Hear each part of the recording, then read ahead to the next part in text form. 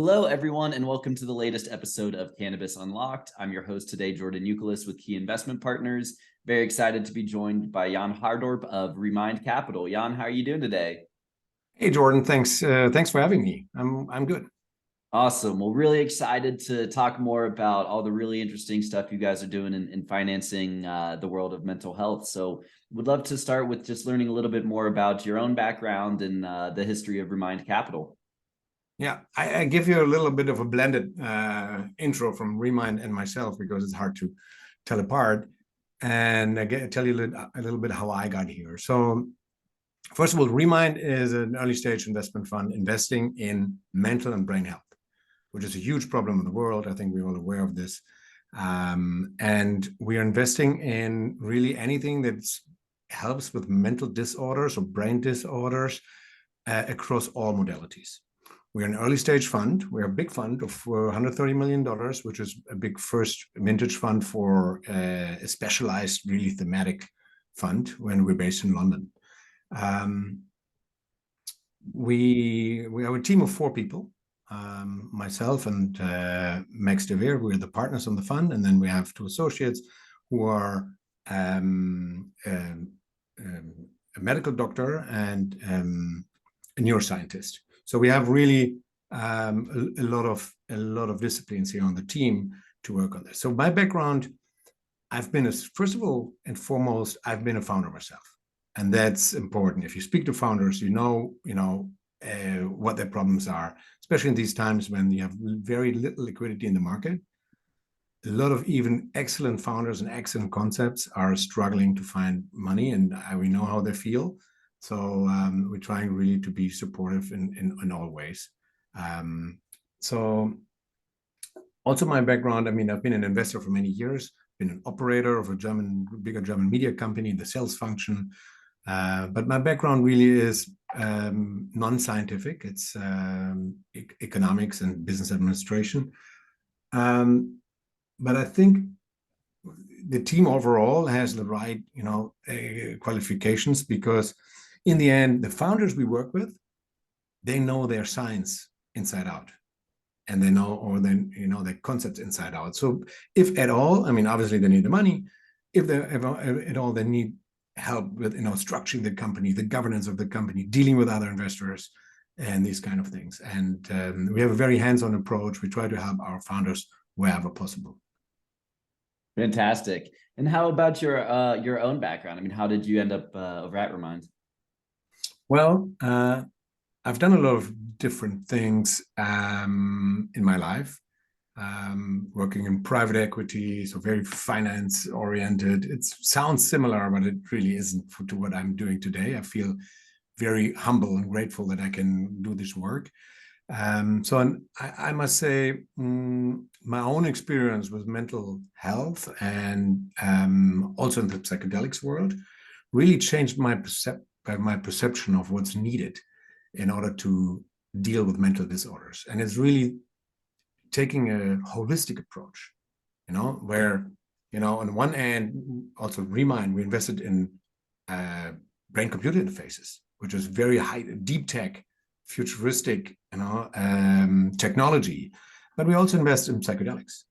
And this is the beauty of it. And I think this is also part of the solution, that you look at mental disorders in a holistic 360-degree manner, in order also to find potentially, and we're very early in that, the potential common denominators, what causes mental disorder in our societies.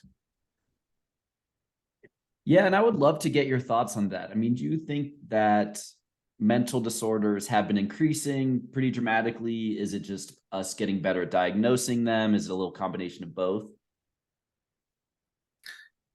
The numbers say it. It's soaring. It's just the numbers are going up like crazy, and I think there are many reasons for it. I think it's probably a little bit in our society. Things like COVID obviously drove anxiety levels of society to unseen levels. And anxiety really is the first level of mental disorder. and it many times it progresses into then other things like depression. And my personal view is that it's all linked. And mental disorders diagnostics are actually faulty, and faulty in a sense that saying that somebody has depression really doesn't say anything. I mean, there are dozens of different forms of depression. The comorbidities in mental disorders are so many that you cannot really say, okay, this person has depression or has anxiety or has this or that. Usually, the comorbidities are all over the place, and that means it's very, very hard to take a conventional approach to diagnostics in mental disorders.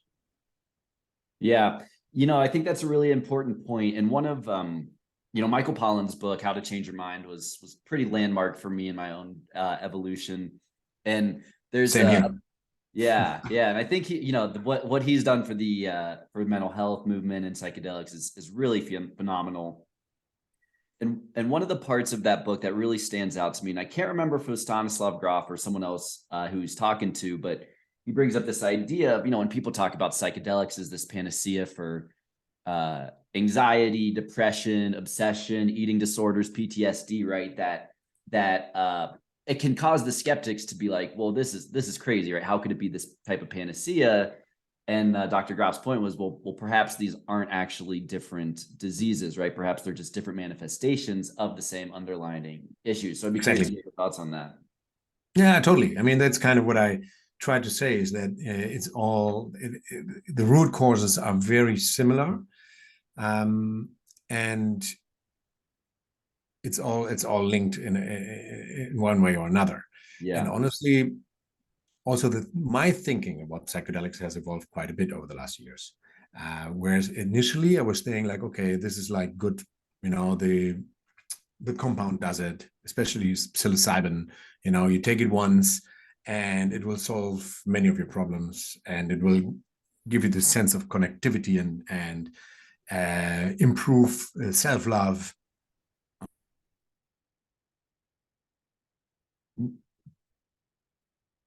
Okay. My own thinking around psychedelics and especially also psilocybin has really evolved over time. Initially, and we're talking 4 or 5 years ago, my idea really was it's like you're saying, you take it, the compound does it, it will change so many things in your life, and you will get rid of all your mental disorders. Mm-hmm. And yes, to a certain extent, it is what it's doing. And ego dissolution, connectivity, being connected to the world and plants and society and people, and especially for me, like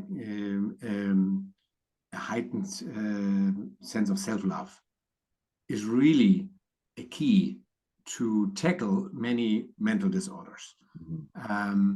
But initially, I thought it's the compound does it, and then people will build on it, and that's certainly true. But today, I really believe it just opens a window of opportunity for therapy and for change, and for really, taking in this new perspective on life.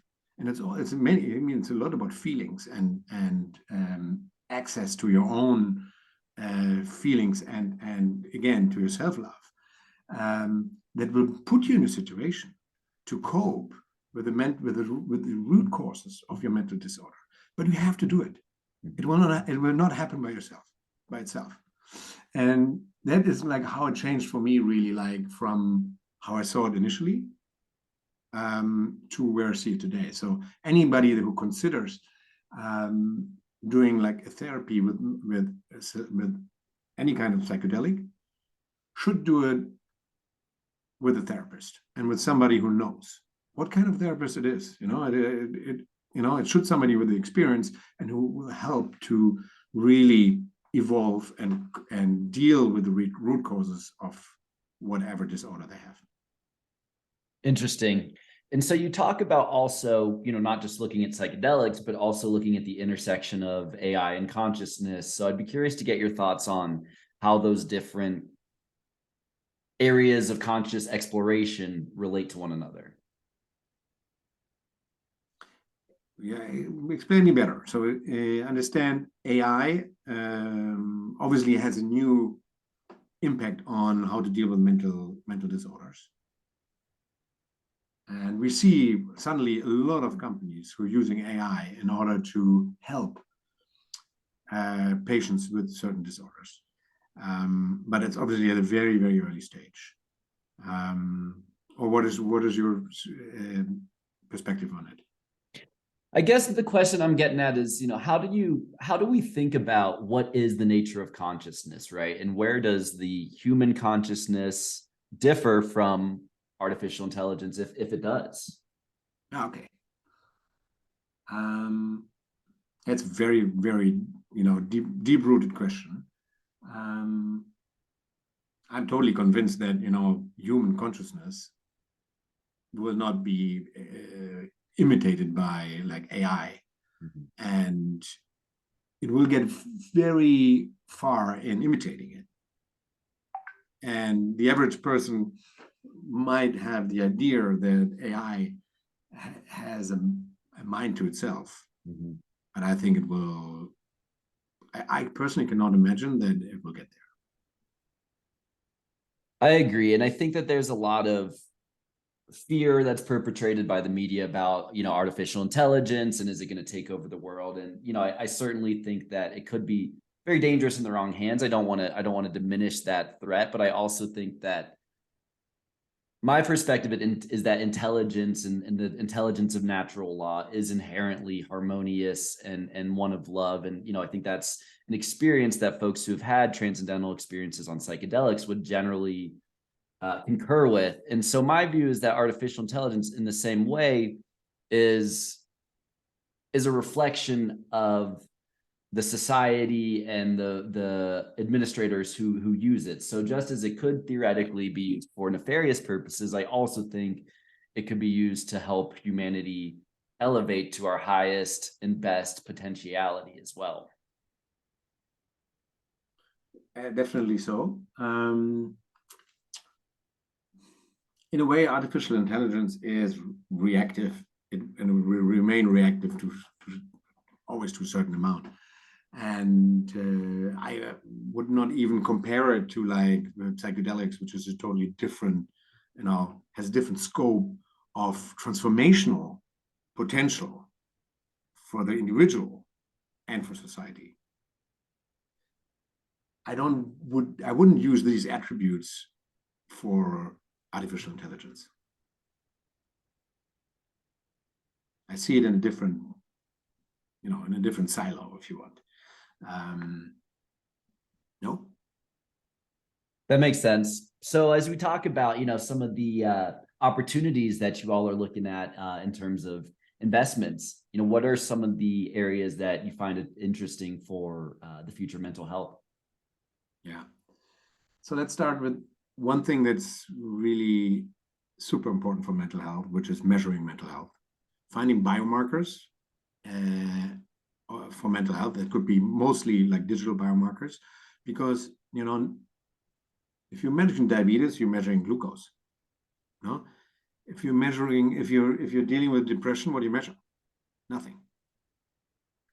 And so it's very, very important that we come to a point where we're able to measure, to have some kind of measurement of mental disorders. Mm-hmm. Biomarkers could even be like whatever, blood biomarkers, but measuring mental health is really a very important field. And there are a lot of companies and scientists and very smart people out there to find applications that will measure mental health. So for instance, measuring mood disorders, you have like speech analysis, you have passive mobile phenotyping, just using the mobile phones, sensors, and the language also that you process with the phone by typing, by talking, using scientifically proved semantic models in order to determine at what stage the user, patient, however you want to call it, is at this point in time. And that is very exciting. That's one field where we feel there will be a real breakthrough in the next very few years, actually, up to like suicide prevention, which is a big problem, of course. And using the mobile phone, smartphone, is really the right way to do it, because honestly, we're so attached and so, separable from our smartphone, that it is really the companion to measure how you are.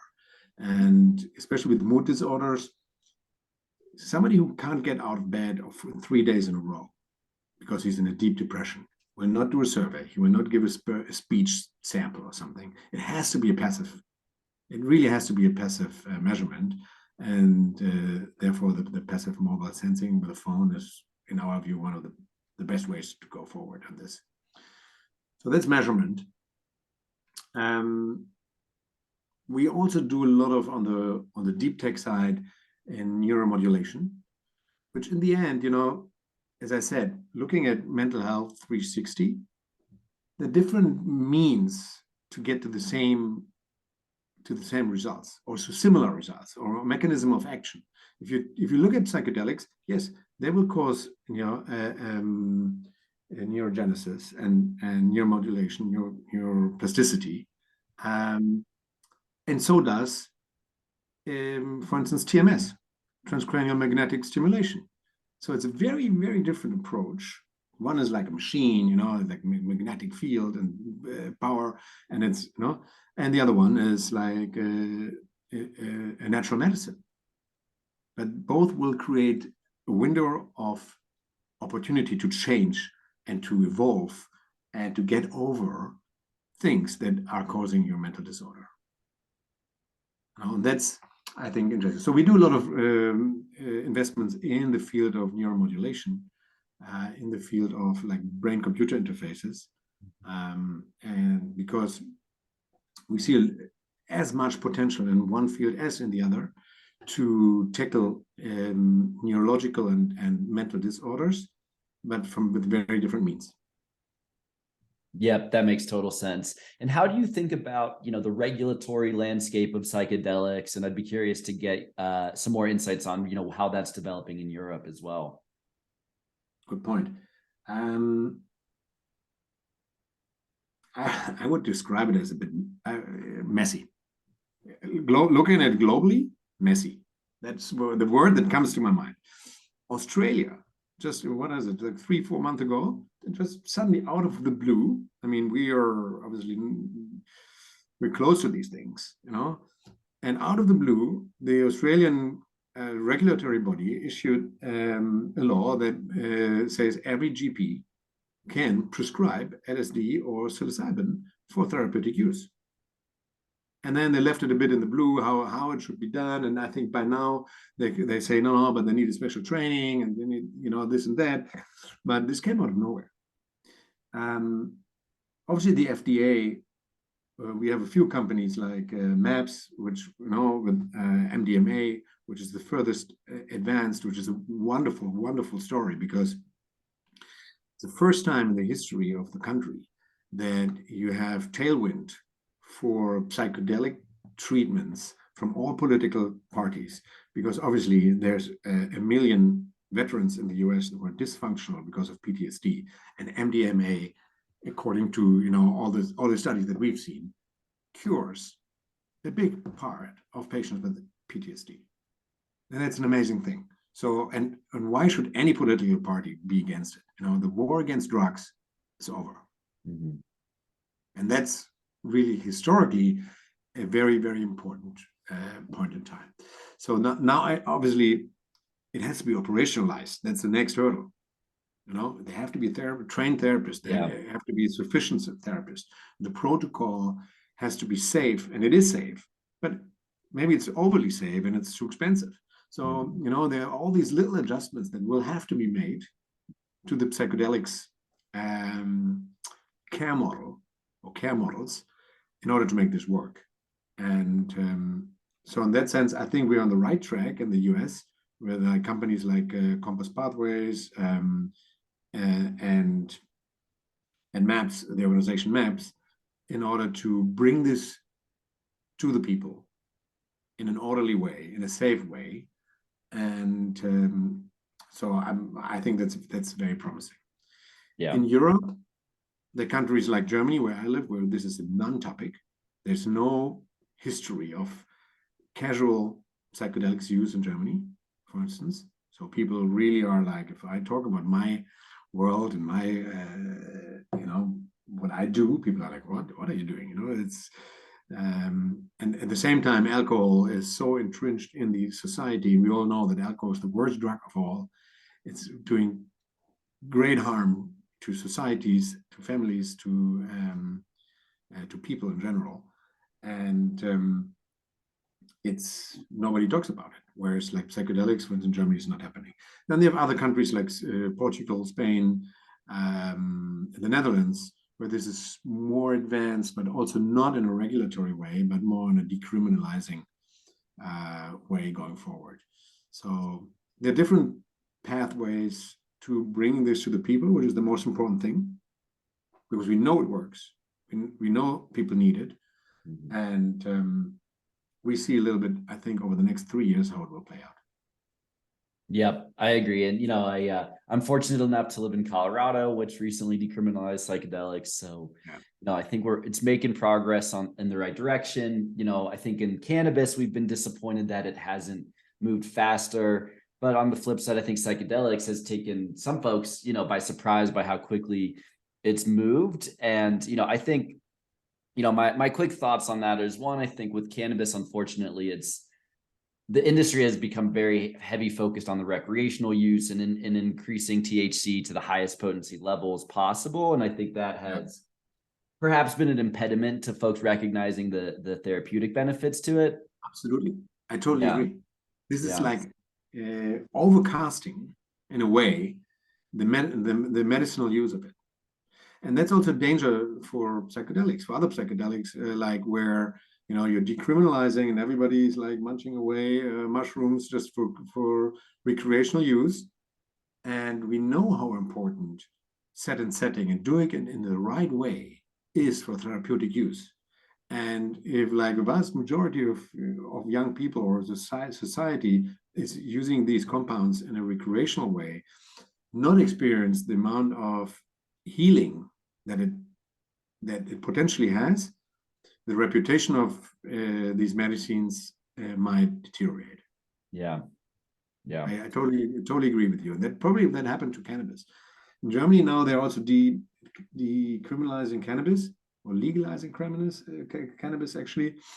And there's huge debate. I mean, the school where my children are, they're making like surveys, are you against, are you in favor? And so I'm in favor, but let's see what happens. Yeah, for sure. So you mentioned, the point of how we need more trained therapists for psychedelics work. I'm curious if there are any folks listening who would love to get involved in the emerging psychedelic space, if you have any recommendations for them. Difficult question, because we know that 2 organizations who did training just went out of business. Mm-hmm. And thousands of therapists, which really makes me feel very sad. Thousands of therapists paid money into these training courses and didn't get it back, and this training is not happening. So at the moment, really, obviously the best training for becoming a therapist involving psychedelics is the MAPS training. And it's a very thorough program, and it's badly needed that they find the right people in order to get into the program and get ready to receive patients. And I believe there are 1 or 2 new organizations forming for teaching really psychedelic assisted therapy, but it's a bit of a vacuum at the moment. Mm-hmm. Mm-hmm. Yeah, but hey, that's why there's such great opportunity as well. It does. Yeah. Awesome. It's very fragmented. There are places out there who do it. Like in Germany, we have the Mind Foundation in Berlin. They train therapists for ketamine. And really, I mean, we haven't talked about ketamine, but obviously, ketamine assisted therapy is a good, start in order to move on to other psychedelics. And ketamine, strictly speaking, is not a psychedelic, but it obviously has healing properties, or especially for mood disorders. But therapists who've been working extensively with ketamine obviously already have some experience in order to embark on psilocybin or MDMA. Great. Well, Jan, this has been such a fun interview. If listeners want to learn more about re.Mind Capital, where should we point them to? Listen, they can always reach out to me. I'm happy to put you put my email address on the notes, and or reach out through our website, which is re.Mind.vc. And yeah, we're a very open group of people and happy to connect with anyone who's as passionate as we are about mental health. I love it. Well, Jan, thank you so much, and really appreciate all you're doing to bring awareness to the emerging field of mental health and to fund some really great startups in that space. Yeah, my pleasure, Jordan. Thanks for having me. Absolutely. Have a great day. And you.